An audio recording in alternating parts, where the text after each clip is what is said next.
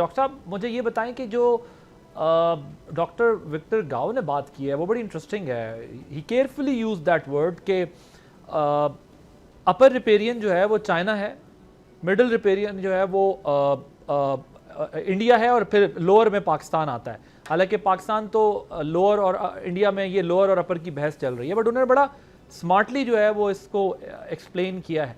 तो ये क्या इंडिकेशन है कि अगर इंडिया इफ क्रॉस करता है लिमिट तो भी एक्टिव होगा, फिर चाइना भी जो है वो, क्योंकि China Pakistan iron clad friends, हमारी रिलेशनशिप, हमारा स्ट्रेटेजिक अलायंस, दोस्ती बड़ी स्ट्रांग है। How do you see this statement? देखिए जी, बड़ा अच्छा पॉइंट आपने उठाया है। देखिए, अपर राइपेरियन और लोअर राइपेरियन की जब बात करते हैं ना, तो most of the time China अगर अपर राइपेरियन है तो इंडस में है एक्चुअली, ठीक है ना। जो बाकी रिवर्स हैं उसमें मोस्टली जो है इंडिया एक्सरसाइज कर रहा है अपनी illegal authority being upper riparian. Exercise नहीं कर रहा, लोगों को बता रहा है बेसिकली कि भाई ये मैं कर सकता हूँ, इतनी कैपेसिटी है हमारी, सारा कुछ है। जिस तरह ब्रिगेडियर साहब ने कहा कि देखिए हमारी 80% जो वो एग्रीकल्चर है, लाइवलीहुड है, वो इस पानी पे डिपेंडेंट है। ये कुदरत का असूल है सर, ये कोई ऐसा नहीं है कि मतलब है इंडस वाटर ट्रीटी साइन होगी तो मतलब है इस तरह हो गया। कुदरत के असूल के मुताबिक अपर राइपेरियन लोअर राइपेरियन का एक रूल्स है। अगर इंडिया को इतना ही शौक है पानी बंद करने का तो फिर वो बंद कर दे उस सीजन में जब हमें पानी की जरूरत नहीं होती। मानसून आ रहा है, ठीक है ना, इसमें पानी रोकते, हमें नहीं चाहिए पानी मानसून में, हमें चाहिए 11 महीने में पानी, ठीक है ना। इंडस जो है, इंडस रिवर जो है वो लार्जली पाकिस्तान और चाइना के कंट्रोल में है, ठीक है ना। जो जेहलम और चिनाब है जो पाकिस्तान के हिस्से में आया है इंडस वाटर ट्रीटी पे, ठीक है ना, वो है कंट्रोल इंडिया के। इंडिया थोड़ा बहुत उसमें मॉडिफिकेशन कर सकता है। इस तरह आपने कहा टनल बना रहा है चनाब से ब्यास में, और फिर ब्यास अल्टीमेटली ब्यास भी हमारे पाकिस्तान में आता है, सूरत के साथ वो मिक्स होता है अल्टीमेटली, ठीक है ना। तो ये दिस इज वेरी इंपॉर्टेंट, ये बहुत इंपॉर्टेंट चीज है कि हम इस चीज को इस वक्त इंडिया इस चीज को रियलाइज करे कि देखिए एक तो अब इसमें एक फैक्टर बहुत बड़ा क्लाइमेट चेंज का आ रहा है। देखिए क्लाइमेट चेंज से पानी, दो मसले हो रहे हैं, पानी बहुत बड़ा विक्टिम बनने जा रहा है इस रीजन। देखिए पाकिस्तान को नंबर 1 वल्नरेबल कंट्री डिक्लेयर किया है जर्मन वॉच रिपोर्ट 2025 में। क्यों किया है? इस बात को थोड़ा सा रियलाइज करें, इसलिए किया है कि पाकिस्तान की जो मोर देन 80% पॉपुलेशन है वो डायरेक्टली डिपेंड है इन रिवर्स पे, इन रिवर सिस्टम पे, और ग्लेशियर्स रैपिडली मेल्ट हो रहे हैं।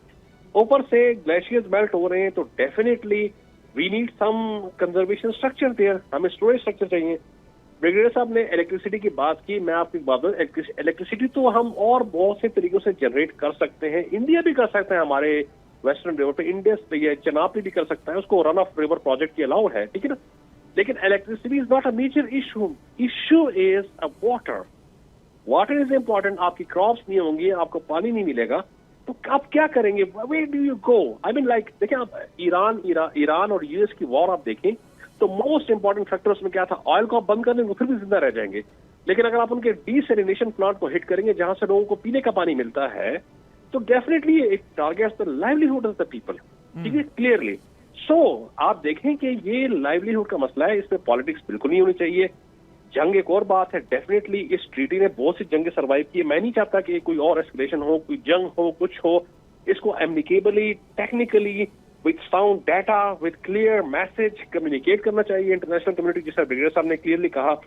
डेफिनेटली पाकिस्तान की बड़ी स्लैकनेस है, बीइंग लोअर राइपेरियन हमने कितना यूटिलाइज किया इस पानी को, हमें करना चाहिए था, कितने डैम्स हमने बनाए, ठीक है, ये हमारी एक अलग वीक पॉइंट है। डेफिनेटली हमें यूटिलाइज ज्यादा करना चाहिए था जितना हम अपनी हमारे पास टोटल पाकिस्तान में स्टोरेज की कैपेसिटी वो 1 महीने से ज्यादा नहीं है, ठीक है ना। हम वो कौम से, हम we belong to that nation जहां पर हम 10 से 10.5 महीने कम से कम we are crying for a drop of water, और फिर 1 महीना आता है ऐसा है जिसमें पूरा फ्लडिंग होती है और पूरा जो हमारा सिस्टम है वो वैनिश होता है, डेवास्टेशन, ठीक है ना, सही। So that has to be taken care of. Okay. But that is not an excuse for India to develop any kind of water.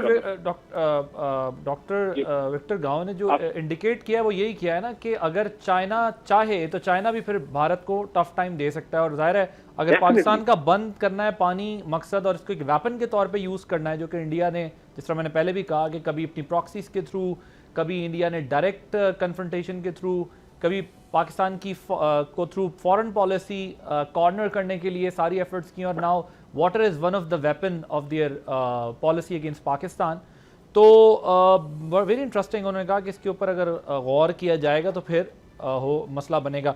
Brigade साहब ये बताइएगा कि अगर इंडिया पाकिस्तान के लिए बीइंग अपर राइपेरियन है, तो फिर इंडिया के लिए चीन भी तो अपर राइपेरियन हुआ ना। फिर इस मसले को आप कैसे देखते हैं, जो मैंने आपको ये कोट भी किया है एक एक्सपर्ट का ओपिनियन? देखिए, China is well prepared. China ने पहले भी इंडिकेशन दी थी कि we will going to play hell with Indian navy, और वो ऑनेस्टली देखें स्टॉप इट, उन्होंने अरेंजमेंट किया भी होगा because they go for deep planning, they are not like Pakistan. इसलिए इंडस का रिवर को अगर वो पूरा रोकेंगे तो इंडिया को समझ आ जाएगी, और वो उसके लिए तैयार है। और आज जो डॉक्टर इनके चाइनीज से इन्होंने जो बात की है वो उन्होंने बड़ी क्लियर बात की है। और चाइना आपका वॉर टेस्टेड आयरन ब्रदर, हर मौके पे वो आपको करेगा। और लेकिन मैं let me tell you, India को पता है कि इंडिया कैन नॉट डू।